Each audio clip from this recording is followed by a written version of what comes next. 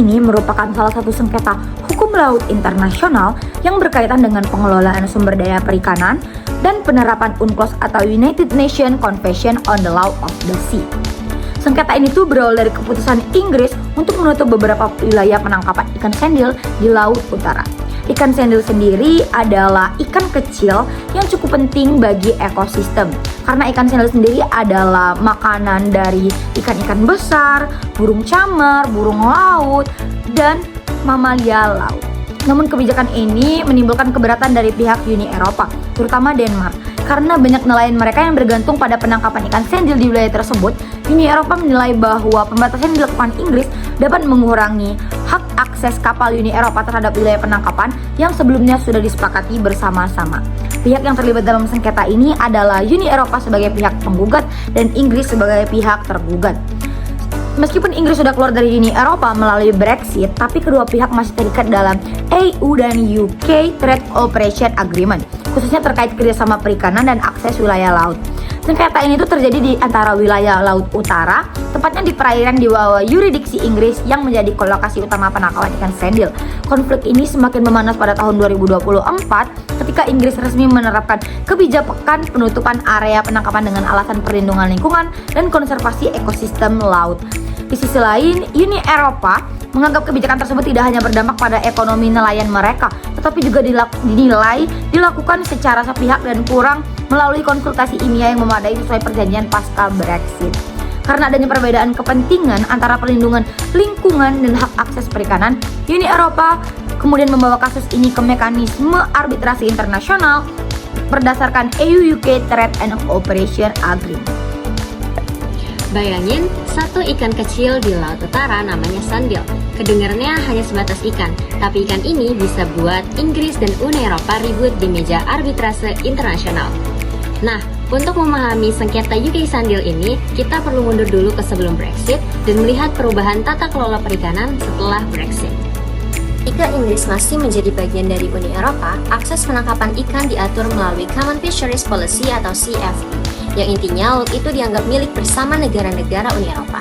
Jadi kapal-kapal dari Uni Eropa kayak Denmark bisa nangkap ikan di perairan Inggris, dan kapal Inggris juga bisa kerja di wilayah negara Uni Eropa lain. Tapi setelah Brexit, semua berubah. Inggris keluar dari Uni Eropa dan muncul perjanjian baru yang namanya EU-UK Trade and Cooperation Agreement atau TCA pada tahun 2021. Di sini Inggris mulai dapat status baru sebagai coastal state alias negara yang punya kontrol lebih besar atas lautnya sendiri.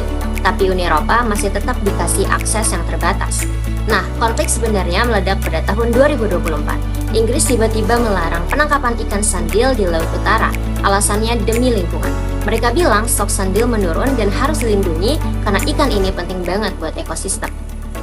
Di sini, Inggris pakai argumen precautionary principle, yang intinya, walaupun buktinya belum 100% pasti, kalau ada risiko kerusakan lingkungan ke depannya, boleh ambil tindakan dari sekarang. Tapi di sini, Uni Eropa tentu saja nggak terima, terutama Denmark yang nelayannya hidup dari sandil.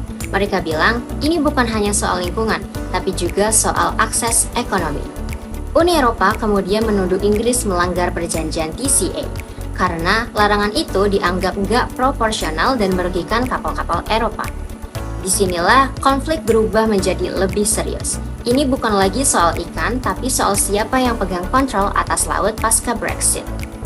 Kasus ini tidak dibawa ke International Court of Justice atau ICJ maupun International Tribunal for the Law of the Sea atau ICLOS, melainkan diselesaikan melalui mekanisme arbitrase berdasarkan EU-UK Trade and Cooperation Agreement atau TCA. Forum yang digunakan di sini adalah Ad Hoc Arbitration Tribunal yang secara khusus dibentuk berdasarkan mekanisme penyelesaian sengketa dalam TCA. Hal ini penting karena menunjukkan bahwa sengketa tersebut diposisikan terutama sebagai sengketa implementasi perjanjian bilateral pasca Brexit, bukan sebagai sengketa hukum laut internasional. Selanjutnya kita akan membahas legal issue dalam kasus ini. Legal issue pertama yang akan kita bahas adalah terkait sovereign rights versus access rights. Legal issue utama dalam kasus ini adalah terkait apakah Inggris sebagai coastal state benar-benar memiliki hak untuk melakukan pembatasan penangkapan ikan untuk kapal-kapal Uni Eropa yang melakukan penangkapan ikan di wilayah lautnya. Inggris sendiri menggunakan dasar sovereign rights, environmental protection, dan juga fisheries management. Sementara, Uni Eropa menekankan adanya hak akses historis dan juga kewajiban Inggris dalam PCA. Karena itu, kasus ini menunjukkan adanya benturan antara state sovereignty dan juga shared fisheries access arrangements. Legal issue berikutnya berkaitan dengan scientific evidence. Uni Eropa menuduh bahwa larangan penangkapan sandal tersebut tidak memiliki dasar ilmiah yang bertanggung jawab dan cukup kuat. Namun, tribunal menolak klaim tersebut dikarenakan bahwa Inggris berhasil membuktikan bahwa kebijakan tersebut berdasarkan best available scientific advice.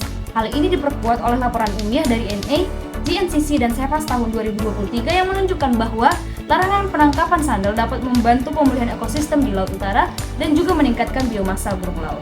Selanjutnya, prinsip proportionality menjadi legal isu penting dalam kasus ini. Tribunal menilai apakah tindakan yang dilakukan oleh Inggris terlalu berlebihan apabila dibandingkan dengan tujuan konservasi yang ingin dicapai.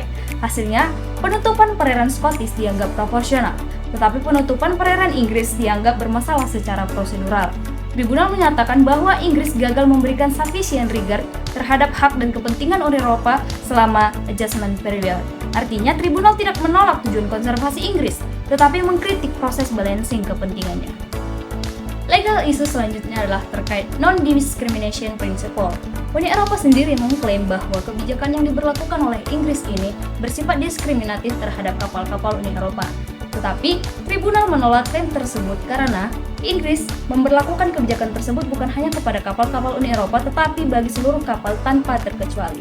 Legal isu selanjutnya adalah terkait dengan prinsip UNCLOS. Meskipun penyelesaian sengketa ini bukan melalui tribunal UNCLOS, tetapi prinsip-prinsip UNCLOS tetap sangat relevan dalam kasus ini. Beberapa pasal yang berkaitan adalah yang pertama UNCLOS artikel 61 terkait konservasi sumber daya hayati laut. Yang kedua ada UNCLOS artikel 62 tentang pemanfaatan sumber daya dan akses negara lain, dan UNCLOS artikel 192 tentang kewajiban melindungi lingkungan laut. Kasus ini menunjukkan bagaimana environmental obligation dan fisheries access rights dapat bertabrakan dalam praktik hukum laut internasional. Selanjutnya, kita akan membahas terkait argumen yang diberikan oleh kedua belah pihak, baik dari pihak Uni Eropa maupun dari pihak Inggris. Pertama, kita akan membahas terkait argumen dari Uni Eropa dulu. Uni Eropa berargumen bahwa larangan penangkapan sandal itu sendiri tidak proporsional. Hak akses Uni Eropa dilanggar dan juga dampak ekonomi terhadap nelayan terutama di Denmark sangat besar. Dan Inggris gagal mempertimbangkan kepentingan Uni Eropa selama adjustment period. Adapun argumen dari Inggris adalah sebagai berikut. Kebijakan tersebut didasarkan pada scientific evidence, bertujuan untuk melindungi marine ecosystem sesuai dengan kewajiban perlindungan lingkungan internasional dan merupakan hak negara pantai dalam mengelola sumber daya laut. Berikutnya kita akan membahas terkait challenges atau tantangan yang dihadapi dalam kasus ini. Yang pertama, kita membahas terkait legal challenges. Salah satu tantangan utama dalam kasus ini adalah bagaimana menyeimbangkan antara perlindungan lingkungan dan juga hak akses penangkapan ikan. Tribunal harus menentukan apakah kepentingan konservasi lingkungan dapat membenarkan perbatasan terhadap hak ekonomi di Uni Eropa. Yang kedua ada scientific challenges. Tantangan berikutnya berkaitan dengan scientific uncertainty. Walaupun Inggris menggunakan dasar scientific evidence, tetapi dampak ekologis jangka panjang tetap sulit untuk dipastikan hasil sepenuhnya. Karena itu, tribunal lebih menilai apakah kebijakan dibuat berdasarkan best available scientific evidence advice bukan berdasarkan perfect science. Selanjutnya adalah political challenge. Kasus ini juga dipengaruhi oleh dinamika politik pasca Brexit. Bagi Inggris sendiri, perikanan merupakan salah satu simbol kedaulatan nasional. Tetapi bagi Uni Eropa, akses perikanan kemudian menjadi sangat penting karena melindungi kepentingan ekonomi negara-negara anggotanya. Yang berikutnya adalah compliance challenge. Tantangan lain muncul setelah tribunal mengeluarkan ruling. Menariknya, tribunal tidak memerintahkan Inggris untuk membuka kembali perairan Inggris, tetapi sebaliknya, tribunal hanya meminta Inggris untuk memperbaiki proses pengambilan keputusannya agar sesuai dengan prinsip proportionality. Selanjutnya, kita akan membahas terkait dinamika yang terjadi selama kasus ini terjadi. Yang pertama adalah Brexit tension. Kasus ini menunjukkan bahwa hubungan Uni Eropa dan juga Inggris setelah Brexit masih penuh dengan ketegangan terutama dalam isu perikanan. Dinamika yang kedua adalah economy versus environment. Kasus ini juga memperlihatkan konflik antara economic fishing interest dan juga marine environmental protection. Dinamika yang ketiga adalah fisheries as political symbol. Bagi Inggris, kontrol terhadap wilayah laut menjadi simbol keberhasilan Brexit dan juga kedaulatan nasional. Sedangkan bagi Uni Eropa, akses perikanan menjadi simbol perlindungan kepentingan negara-negara anggotanya. Dinamika yang terakhir adalah compliance dynamics. Pada Juni 2025, pemerintah Inggris menyatakan mereka telah melakukan proses pengambilan keputusan yang baru dengan mempertimbangkan hak-hak Uni Eropa. Namun setelah proses tersebut dilakukan, Inggris telah memutuskan untuk mempertahankan larangan penangkapan sandil karena dianggap penting untuk yang pertama, marine ecosystem recovery, yang kedua, biodiversity protection, dan yang ketiga adalah good environmental status. Secara keseluruhan, kasus ini menunjukkan bahwa sengketa maritim modern bukan hanya berkaitan dengan batas wilayah laut, tetapi juga melibatkan isu lingkungan, keberlanjutan sumber daya, kepentingan ekonomi, dan dinamika politik internasional pasca Brexit. Lalu, bagaimana status terkini dari kasus ini? Nah, sengketa antara Uni Eropa dan Inggris terkait larangan penangkapan ikan sandil dapat dikatakan sebagai telah diselesaikan, akan tetapi implementasinya masih terus berlanjut secara politik maupun hukum internasional. Pada 28 April 2025 lalu, Tribunal Arbitrase di bawah Permanent Court of Arbitration atau PCA mengeluarkan putusan final mengenai sengketa larangan penangkapan sandil oleh Inggris di wilayah perairan Inggris dan Skotlandia. Tribunal menyatakan bahwa sebagian besar alasan lingkungan yang diajukan Inggris dapat dibenarkan karena didukung oleh bukti-bukti ilmiah yang bertujuan melindungi ekosistem laut. Namun, tribunal juga menyatakan bahwa Inggris tidak sepenuhnya memenuhi prinsip proportionality atau proporsionalitas, khususnya dalam penutupan wilayah perairan di Inggris itu sendiri. Karena itu, Inggris dianggap melanggar sebagian kewajiban dalam Trade and Cooperation Agreement antara Inggris ataupun Uni Eropa. Nah, meskipun demikian, tribunal tidak memerintahkan Inggris untuk langsung membuka kembali seluruh wilayah penangkapan ikan. Inggris hanya diminta melakukan langkah-langkah penyesuaian agar kebijakannya sesuai dengan putusan arbitrase. Setelah putusan keluar, pemerintah Inggris menyatakan bahwasanya akan melakukan proses evaluasi ulang tanpa menghilangkan tujuan utama mereka, yaitu perlindungan lingkungan laut dan juga konservasi populasi burung laut.